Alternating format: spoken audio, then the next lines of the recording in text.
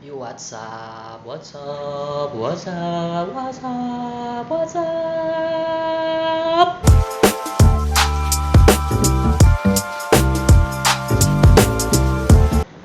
Assalamualaikum warahmatullahi wabarakatuh. Kembali lagi bersama saya Rifki Putradira di channel official Rifki Dira dalam konten review suka-suka. Suka-suka saya dong reviewnya. Tagline-nya ini kali ya, sederhana sekali.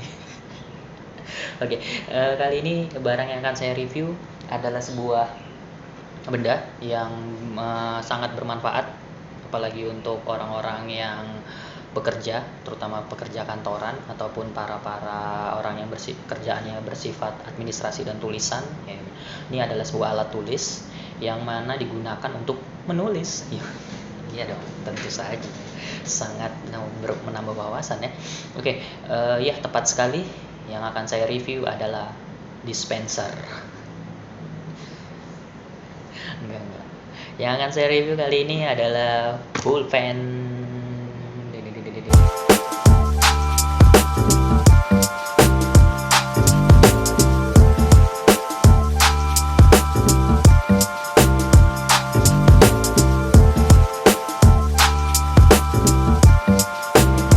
Ini contoh pulpen yang biasa ya, yang standar ya. Nah, karena kebetulan mereknya standar juga, jadi namanya standar.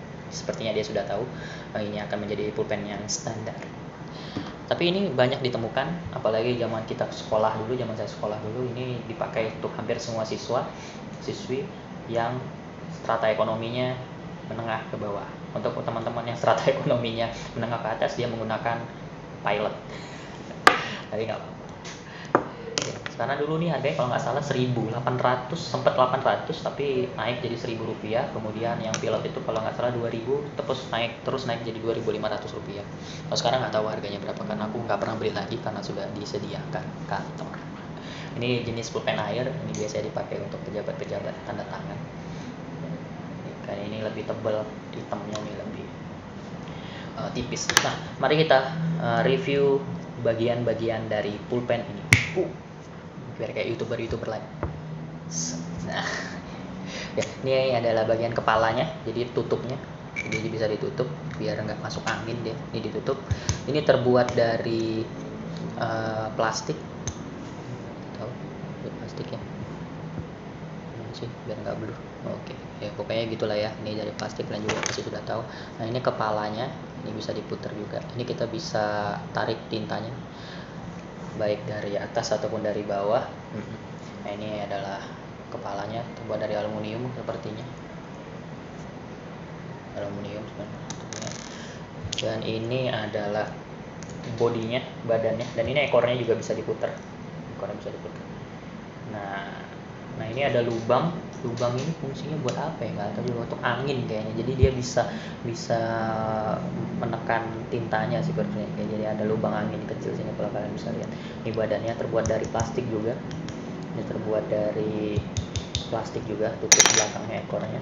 Nah, dan ini tintanya. Dan ini sepertinya pipa nih, pipa paralon kayaknya. Kemudian tintanya dipadatkan, tinta padat. Ini ada ujung matanya yang digunakan untuk menulis. Ini dibuat dari besi sih kayaknya, besi.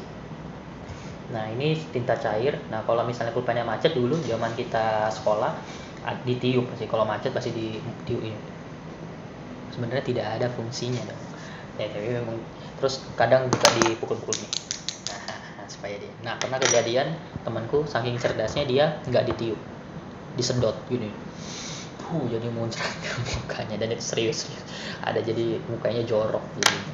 Nah, ini adalah bagian-bagian dari pulpen ini. Selanjutnya kita akan membahasnya dari sisi sejarahnya.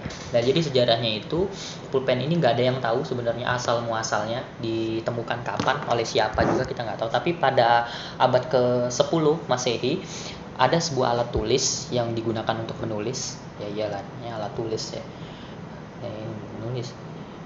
Kemudian menggunakan tinta tapi terpisah dari pulpennya. Jadi kalau kita nonton film-film yang temanya kerajaan-kerajaan zaman dulu, itu kita bisa lihat kalau dia lagi nulis surat gitu kan.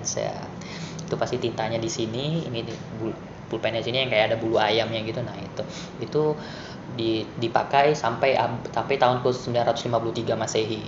Dan kendalanya adalah banyak yang mengeluh sistem seperti itu, metode seperti itu mengotori baju kadang. Jadi kalau dia pencet ininya, kertasnya terpapar tinta, jadi nggak efisien bagi mereka. Barulah pada tahun 953 Masehi seorang berkebangsaan Mesir bernama Ma'ad al-Mu'izz, kayak gitu. Al-Mu'izz itu dia membuat sebuah pena yang dilengkapi dengan penyimpanan tinta. Dia ingin membuat sebuah pena yang tidak mengotori tangan dan baju dengan tinta ketika sedang menulis. Pena itu dipakai dengan cara mengalirkan tinta dari badan pena menuju mata pena.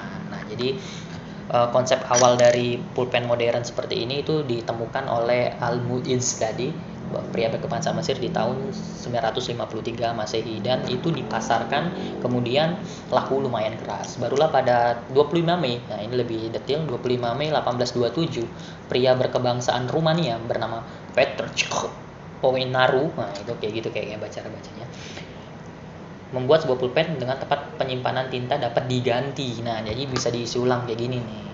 Bisa diisi ulang. Kalau yang penemuan Ma'ad al-Mu'izz tadi mungkin habis pakai buang, dan itu kurang efisien. Kemudian berkembang lagi, tintanya bisa diganti. Nah, itu perkembangan zaman terus. Pulpen ciptaannya itu kemudian mendapat paten pertamanya di Perancis pada 1828. Sejak itu, berarti dari 1827 ke 28 berarti cuma kurang lebih setahun ya. Bulannya nggak diceritakan.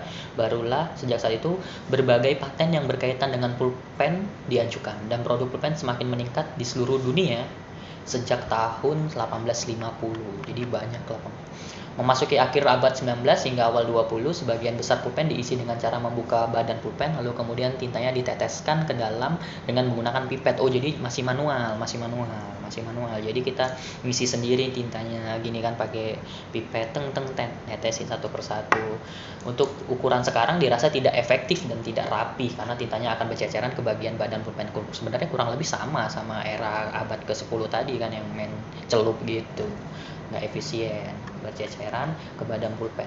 Barulah pada perusahaan-perusahaan besar membuat pulpen kemudian melakukan banyak riset untuk menemukan jenis pulpen yang mudah diisi tanpa harus membuka tempat tinta. Kemudian penemuan dari A.A. Waterman, Walter A. Seaver, dan Parker, pulpen praktis tersebut dapat terwujud pada awal abad ke-20 pada tahun 1929.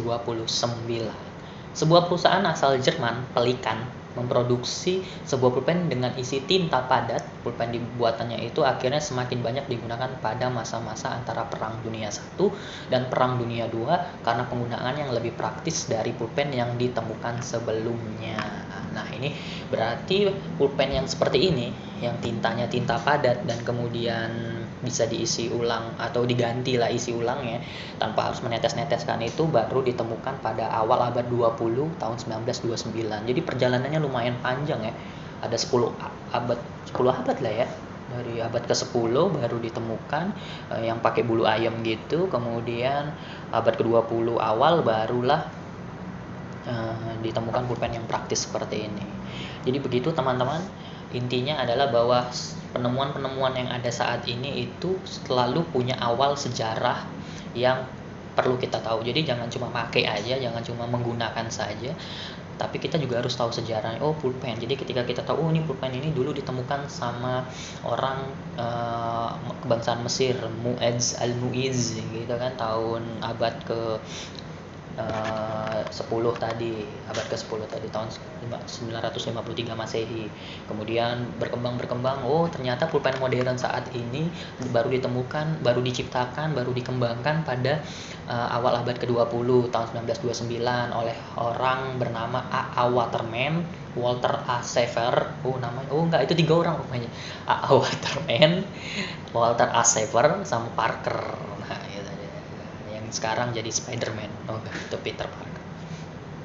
Oke, itu aja review suka-suka kali ini. Semoga kalian menambah wawasan dan terhibur dengan apa yang saya sajikan. Kalau kalian suka, subscribe channelnya. Kalau kalian gak suka, tolong komen, beri saya kritikan agar saya terus bisa berkembang. Share video ini ke teman-teman kalian, dan tetap menambah wawasan dan tetap cari tahu. still foolish, still hungry, still foolish. Ya itu kalau kata siapa ya? Lupa penemu Apple ya, makanya itu tadi ya. Tetap lapar, tetap bodoh. Terima kasih. Assalamualaikum warahmatullahi wabarakatuh. Review suka-suka akan kembali. WhatsApp.